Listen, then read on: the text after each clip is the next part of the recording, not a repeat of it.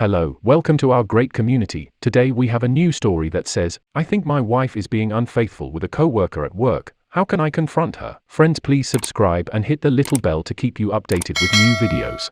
TLDR, my wife was included on a text message on her work cell phone at 3:11 a.m. after a night of partying on a work trip. They were from men that she doesn't work with. How to address? My wife works in sales and went on a trip with her company last week. She went out and drank with co-workers each night she was gone. Normally, not a big deal, but she didn't respond to my good night text the last night. I woke up at 2:30 a.m. and texted her, hoping she had fun and got to her hotel safely. She immediately responded, sent a picture of herself in bed, and it was all good. Once she came home, I picked up her work phone just to see if there were any text messages. For some reason, my wife will take her work phone to our kids' swim practice and text even though she texts co-workers on her personal cell. I haven't mentioned a concern to her yet, but I check every now and again to see how often there are texts on this phone. Well, the morning of her last day, she was part of a text chain with one female co-worker and two unsaved numbers that arrived at 3:11 a.m. When I conducted a reverse search of the numbers, they were guys. How should I mention this to her? Can I? I don't want her to be cognizant that I look at her work phone, but feel that I need to address it. I don't have the pin to her work phone. We both have access to our personal work phones. How can I ask about it in a casual manner without a confrontation? She was already in bed when the text was sent, but I'm concerned that she goes out with a co-worker, dances with guys. That's okay, I suppose, but then they trade their cell numbers. That's planning for something in the future. Comments. 1. You're in a trust but verify mode. Do not talk to her, continue to monitor. OP, I'm debating on whether to continue to monitor or address it with her. 2. I'm not sure confronting her with no evidence is going to do you any good. If she gives you an innocent explanation, you'll probably try to convince yourself it's true but won't really believe it. If she is going out of bounds, she's not going to confess to you and only try to hide stuff better in the future. I don't know that asking her anything more than an open-ended, what she got up to, will be productive for you at this point. You should have your radar up, though. 3. You have every right to be concerned. Confidence only goes so far. Your wife is acting like a single woman in an alcohol-fueled social scene while away from home, where no one knows her. Your wife should be behaving well for you to feel safe from infidelity. So far she has failed. There is no legitimate reason for her to deny you access to the business phone. It's provided as a business tool, not to guard privileged information. If she refuses, that's evidence that she's covering up inappropriate text or behavior. 4. There's a reason your gut is telling you something. If you really want to know, ask your wife to unlock her work phone. BC, you want to call an unknown number back that's been calling you and hanging up when you answer. Tell her you want to use her work phone so her personal phone doesn't get scammed. Her reaction and timing about letting you use the phone will tell you everything you need to know. If she doesn't immediately let you use it, YA knows something is in it, especially if she says give her a minute and she takes the phone out of sight. There's something she is deleting. This will give you a better idea of what her activities are outside your marriage without accusing her. To be honest though, sounds like she's up to no good. How would she feel if you were out of town drinking and two girls were texting you at 3 a.m.? For all you know, that text messages at 3 a.m. could have been them saying they are outside the hotel and ready to come in. 5. I think the bigger issue here is that your wife goes out drinking every night when on a work trip. I can get behind having a drink after work. Sales is hard and there is a lot of schmoozing, but every night and out till early a.m.? I'd have issues with that. OP, I do too, but trying not to be controlling. However, exchanging numbers with guys is beyond the pale. 6. A lot of folks are saying it is unacceptable to drink with co-workers. That's pretty much all that happens at these corporate events. Everyone finishes up the sessions and goes to relax and tie a few on. That isn't cheating or even cheating adjacent. Saying going out for a drink with a group of co-workers is unacceptable is akin to saying going to the office where there are people of your sexual persuasion are present is unacceptable.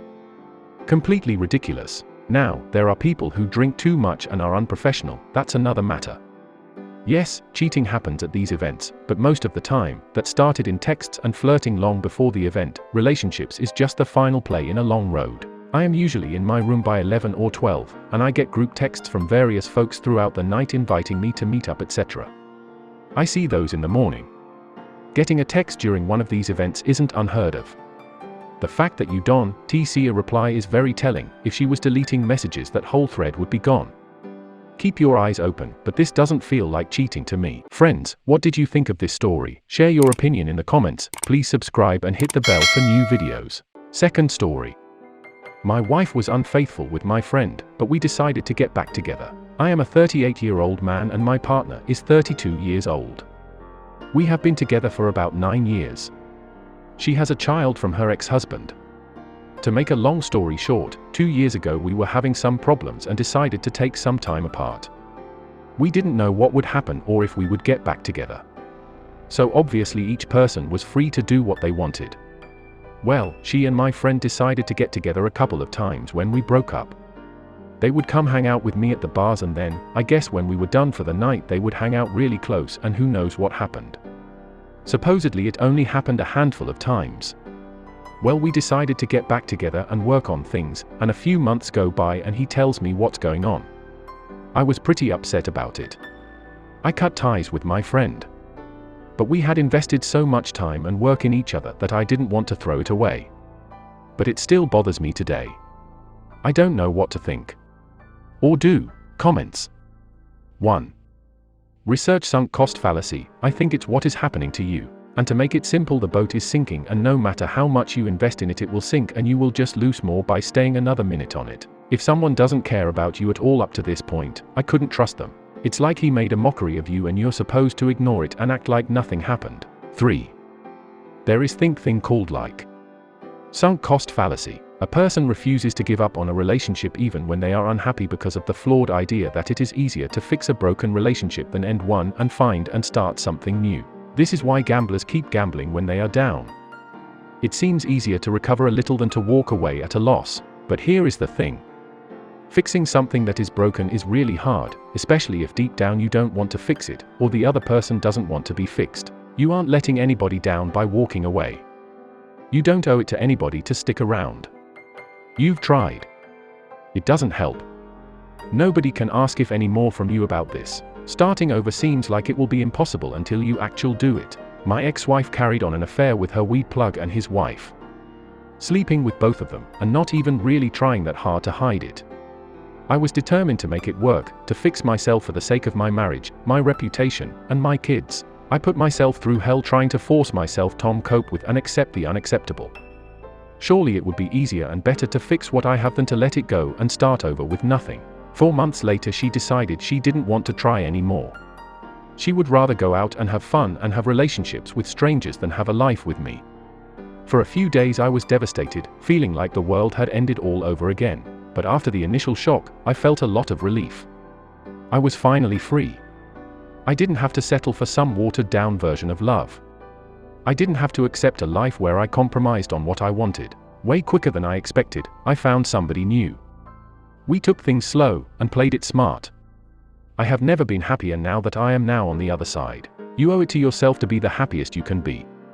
That is the only debt you have. Seek out your true brilliance, and don't settle for somebody who hurt you when you truly don't want to. Friends, what did you think of this story? Share your opinion in the comments, please subscribe and hit the bell for new videos.